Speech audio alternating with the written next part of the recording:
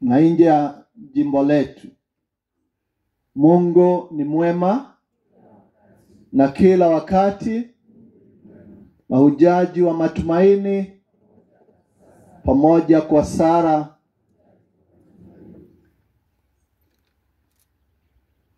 tukusanyika hapa leo ili tuweze kukiri imani yetu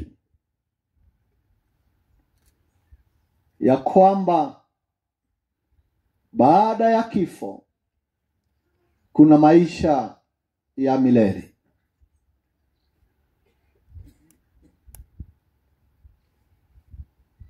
Sisi wote wa Kristo twakiri kwamba ni kwa Mungu tulitoka na ni kwake tutarudi baada ya maisha ya hapa duniani.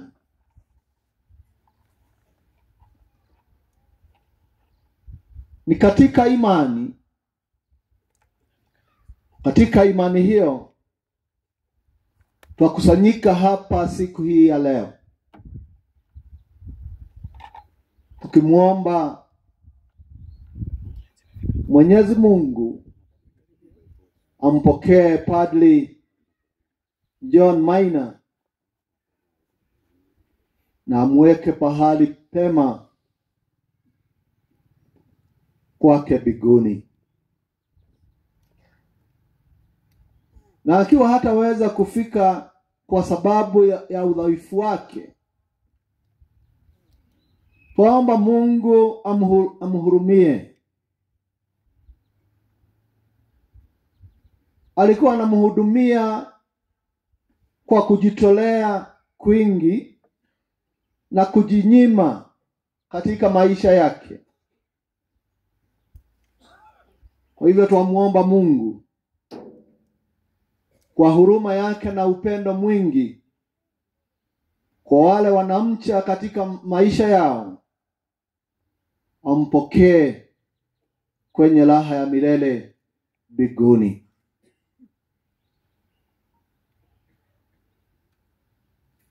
Tunaomba pia Mungu awatulize wazazi wake, baba yetu Ndegwa pamoja na mama yetu, na pia wote wa familia aweza kuwatuliza kwa wakati huu wanaomboleza kifo cha mwanao. Walimpeana kwa moyo mkujufu, wakampeana kwa kanisa ili aweze kumhudumia Mwenyezi Mungu. Na ndugu yetu ameweza kumhudumia Mungu kwa miaka 8.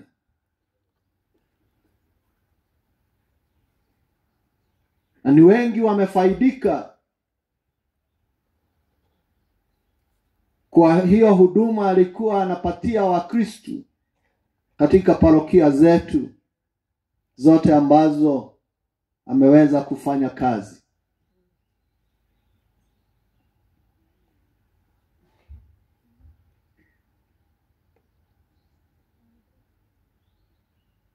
Kila mmoja wetu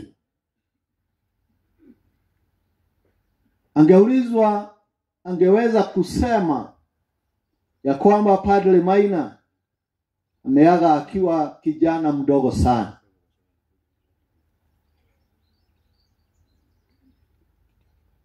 Na mimi nasema ni ukweli ya kwamba alikuwa kijana mdogo sana.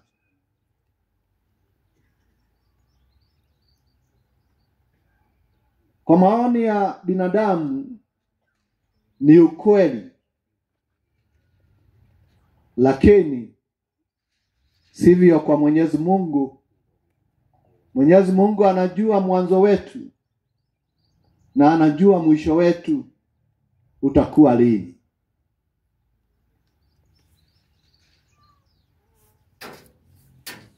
Kwa hivyo kazi yetu siku ya leo ni kumuombea na kuomba Mungu ampokee kwake mbinguni.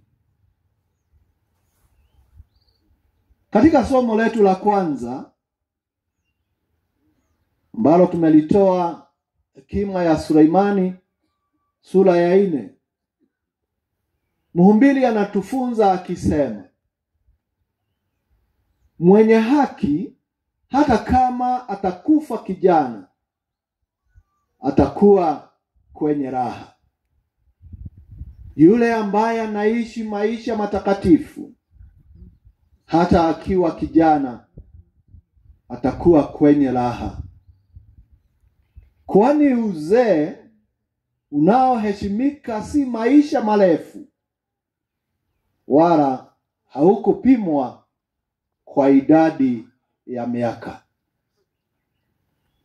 Kila Mungu anafanya kwa maisha yetu, maisha ya utakatifu, maisha ya haki, haipimwi kwa vile mtu atakuwa na maisha marefu, bali vile ameishi maisha ya haki. Padri wetu alikuwa anajitolea kuishi maisha ya upadri, kuishi maisha ya utakatifu, akihudumia watu katika parokia na katika jimbo hili letu.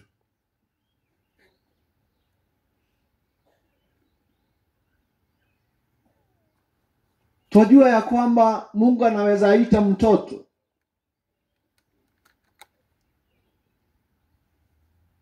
hata yule ambaye yuko tumboni mwa mamake, na wengi wamekufa wakiwa tumboni mwa mamao, hata ingawa wengine ni kuuawa wakiwa tumboni mwa mama zao.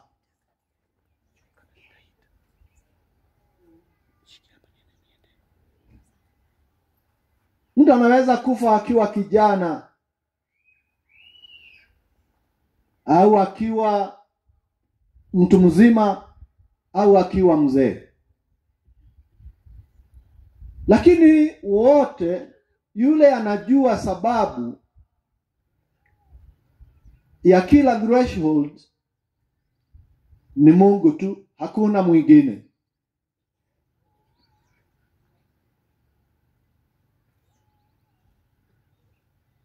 Nakumbuka ya kwamba wale ambao wako nyuma yangu kule nyumbani kwetu,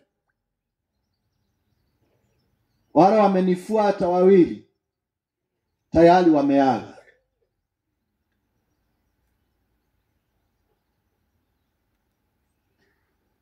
Kwa hivyo siwezi sema ya kwamba Mungu alifanya makosa. Yeye alifanya kile anaona cha stahili.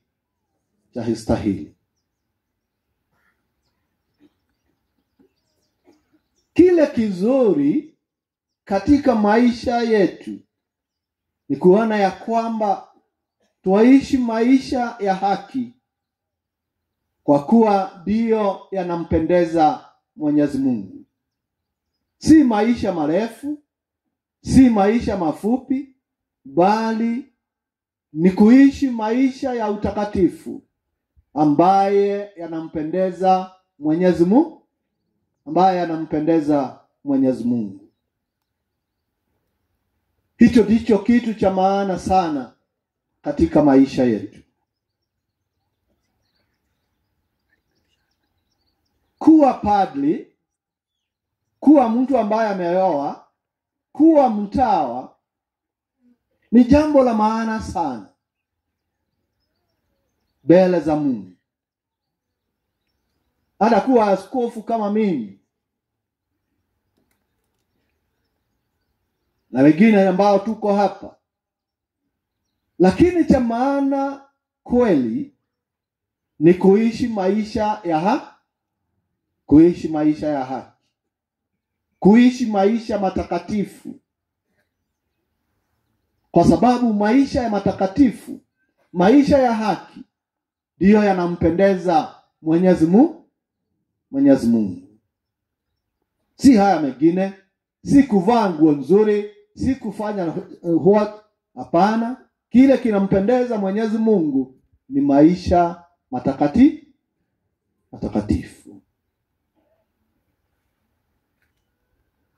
Mungu haangalii status. Mungu haangalii possessions. Kile anaangalia ni kama ni maisha ya haki umeishi au haujaishi maisha ya haki. Ninakumbuka ya kwamba siku ya upadilisho wetu watu wengi wanahudhuria, na kwa moyo wa furaha wanamshukuru Mungu kwa sababu amewachagulia kuhani kati yao, awe akiwaongoza kwenye ibada na pia akiwa mwalimu wao wa dini katika maisha yao. Haya yote ni mazuri na mema, lakini tujue ya kwamba maisha ya upadri yanatualika kujipeana na upendo kwa Mungu na kwa jirani zetu. Na haya ndiyo maisha ambayo padri wetu Maina alikuwa anaishi katika maisha yake.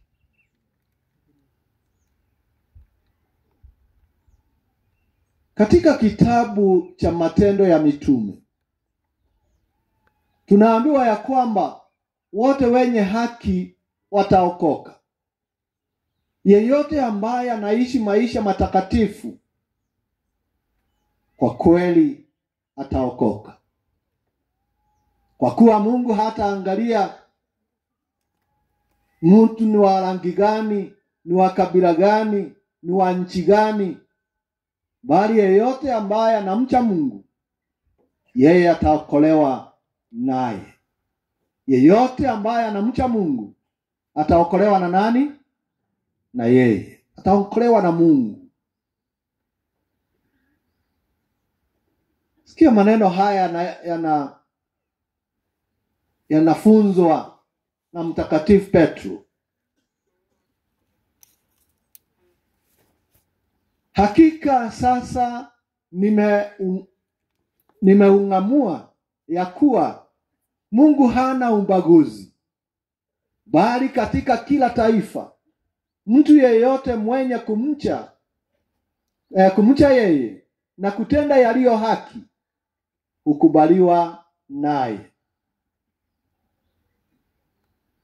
Kwa hiyo Mungu haangalii rangi, haangalii kabila, haangalii possessions, haangalii kama wewe padre, haangalii wewe kama umeoa, haangalii vile unavaa, haangalii kama una pesa au hauna, bali kama umeishi maisha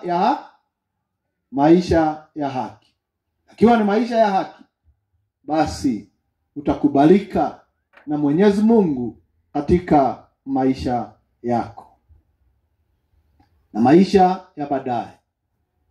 Kwa hivyo ndugu na dada zangu, leo tukimuaga ndugu yetu Padre John Maina, Mungu anatualika kila mmoja wetu aishi maisha ya haki. Kama ukiwa wewe ni wa kanisa Katoliki, ukiwa wewe si wa kanisa Katoliki, ukiwa wewe ni kiongozi, ukiwa wewe ni nani, Mungu anakualika siku hii ya leo uishi maisha ya haki.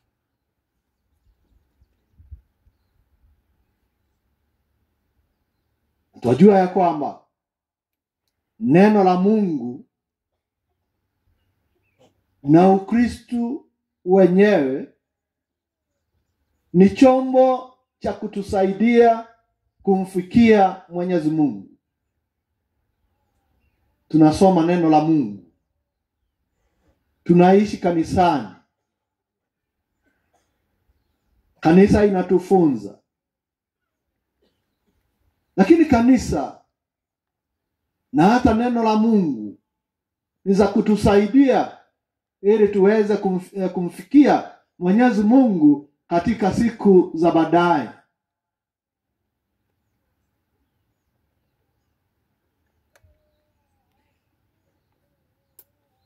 Ni za kutusaidia tuweze kuishi maisha ya haki. Kwa sababu maisha ya haki ndiyo inampendeza Mwenyezi Mungu.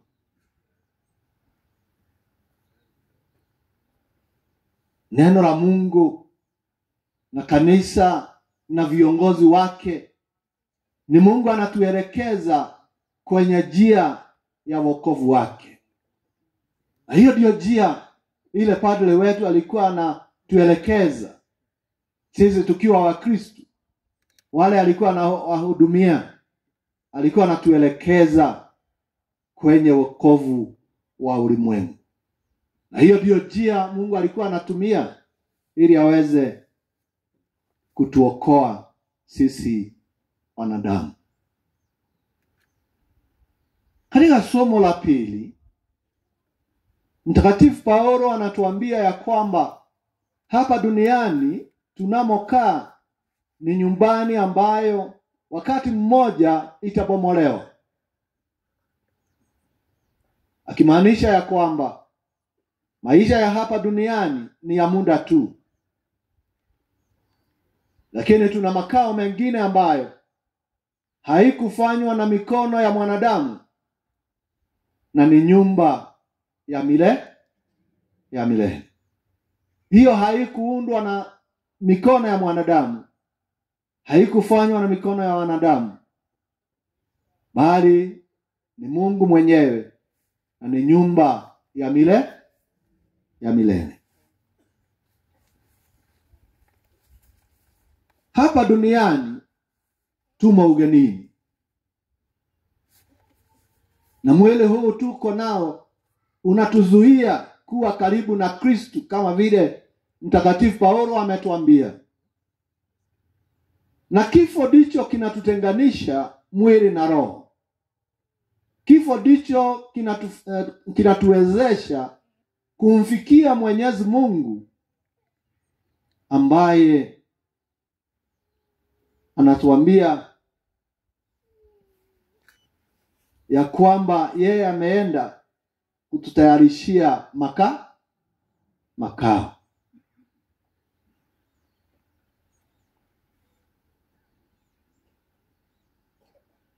Siku moja mwili na roho zitatengana, na wakati huo tutaweza kuwa na Bwana karibu katika raha ya milele.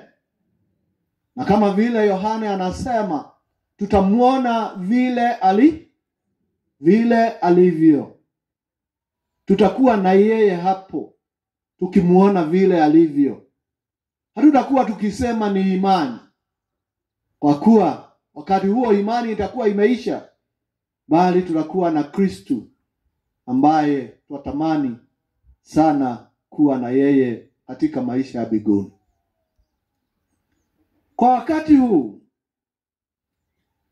twaishi katika matumaini kwamba hema ile inazuia tuwe pamoja na Bwana ikiisha bomolewa, tutaunganishwa na Kristo Bwana mbinguni anamokaa. Kule anamokaa, kule katika maisha ya mbinguni, tutaunganishwa naye na tuweze kuishi naye katika maisha haya. Kuna wimbo unaibwa vizuri sana. Let me break the monotony. Kuna wimbo unaimbwa vizuri sana, na unaongea juu ya ugeni ukiisha, basi sisi tutaenda kuishi na Bwana katika nyumbani kwetu, kula tutaishi milele. Nitauliza watu wa kwaya wanisaidie. Na unaibwa hivi. Acha niibe kidogo ili mchukue baadaye. Ogeni wale kia gondira, mondo ashoka gana mosh, datwe nene Togai karagashe karayat Gai wahisai nai sakananda Gai wakere nyaga gai witomene nyaga twako Ahuro Na keito ina wega Keito ina wega Keito ina kei Wega twambiriria mundu wakwa ya takuithia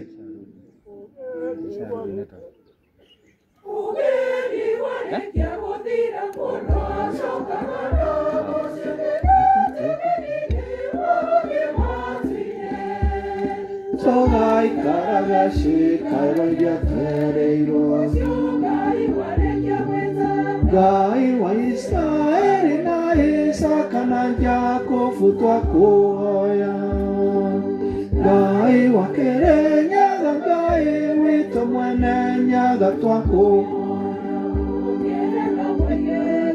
Arahuro kadayo hamwe nakaru aku Gai danaya Arahuro kadayo hamwe nakaru aku Gai danaya gai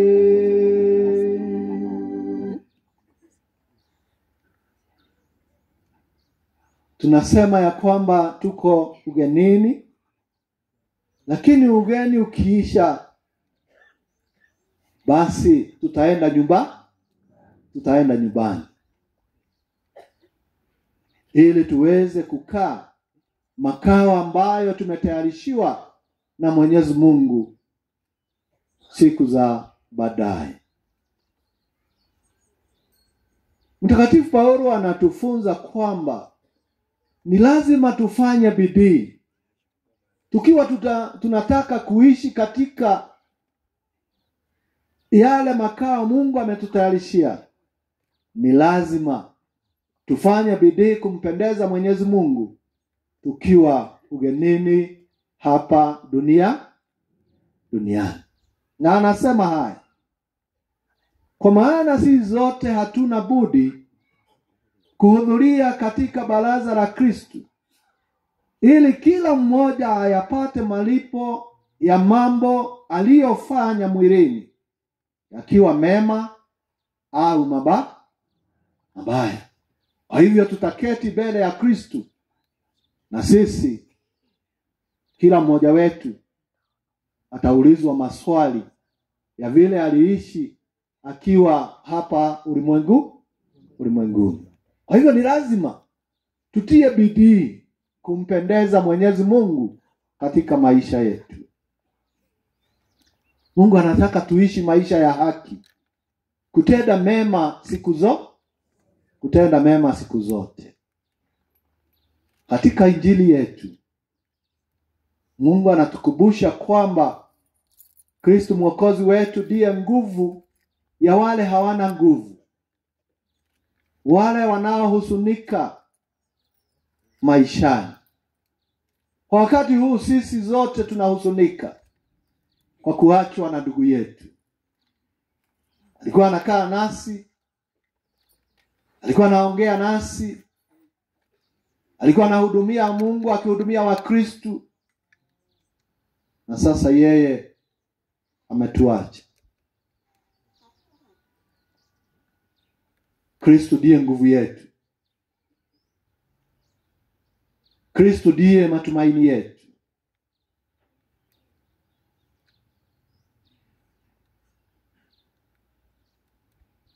Maria dada yake Lazaro, na ambaye alikuwa rafiki wa Yesu sana, anamwambia Yesu, kama ungalikuwapo hapa, kaka yangu asingalikufa. Anasema ya kwamba Kristo angezuia kifo chake Lazaro.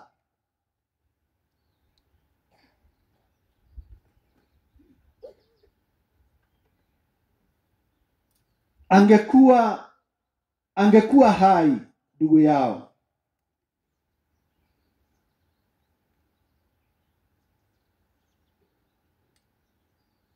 Na kwa kweli katika mambo haya, hiyo boma ilikuwa imejaa kilio, imejaa huzuni. Lakini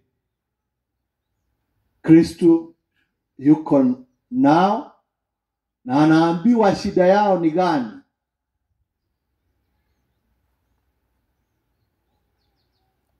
Hawa wa familia walikuwa wanalia, Wayahudi walikuwa wanalia, jamii yote ilikuwa inalia kwa sababu ya kifo cha Lazaro. Kifo kinaleta kukosa nguvu kwa mwanadamu. Kinaleta ukosaji wa nguvu kwa jamii nzima.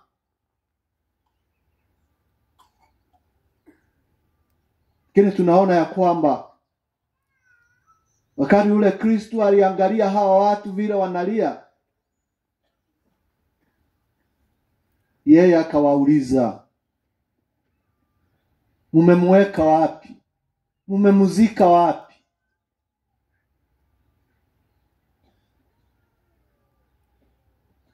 Na tunasikia ya kwamba Yesu kama mwanadamu hata yeye alilia machozi.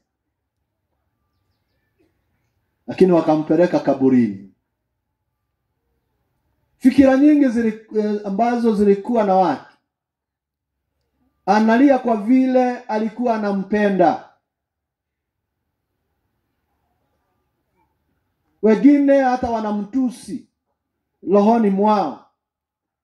Alimfumbua kipofu macho. Kwa nini hakuweza kufanya huyu asife?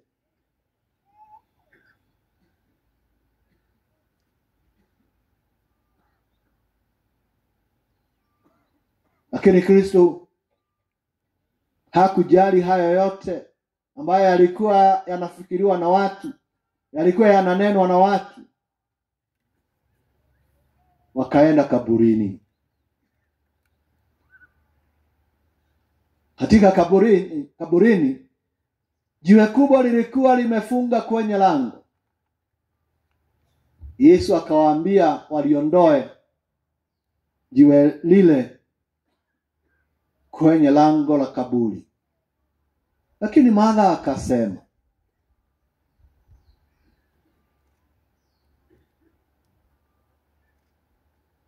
si vizuri kwa kuwa ameanza kuoza na atatoa harufu baya.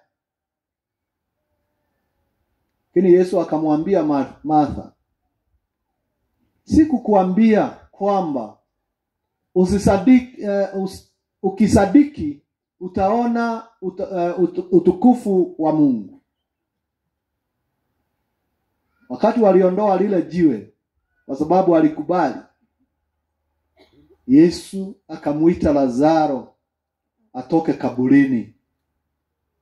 Na kwa kweli Lazaro akatoka kaburi. Hebu tupigieni Yesu makofi.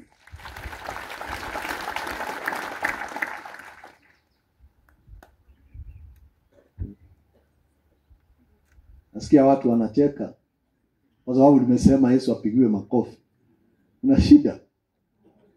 Si ni vizuri kupigia Yesu makofi, ya kwamba aliweza kumfanya mtu ambaye alikuwa amekufa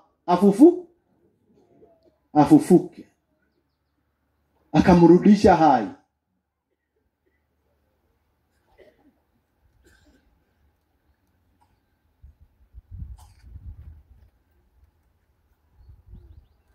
Kwa hivyo Lazaro alitoka akiwa mzima, akiwa hai.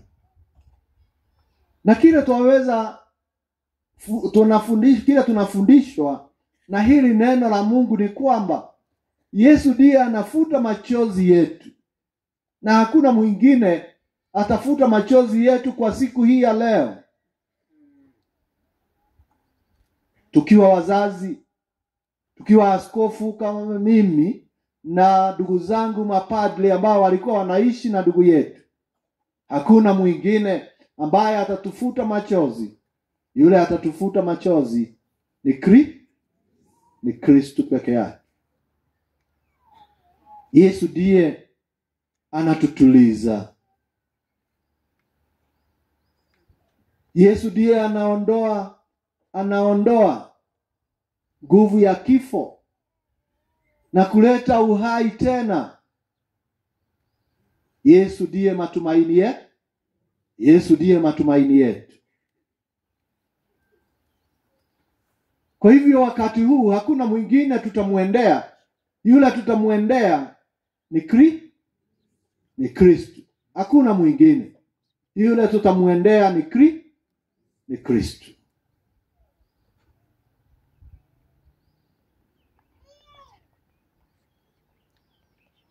Maswali yetu na shida zetu tuzipeleke mbele ya Yesu.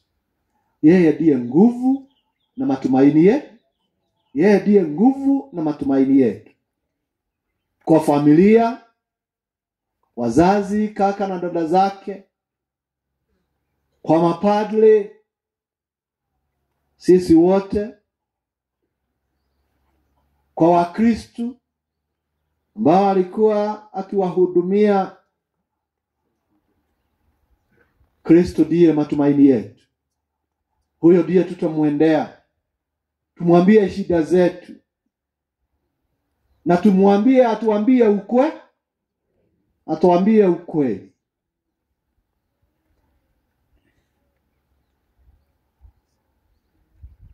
Ni nini hasa kiliua ndugu yetu? Kwa hivyo sisi kwa wakati huu tujisalimishe kwa Kristo, Mungu na Mwokozi wetu.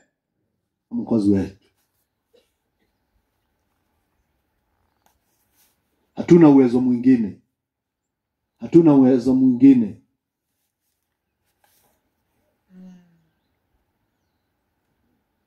Hata wakati ule watu wa nchi hii walikuwa wanapigania uhuru, hasa wa Mount Kenya.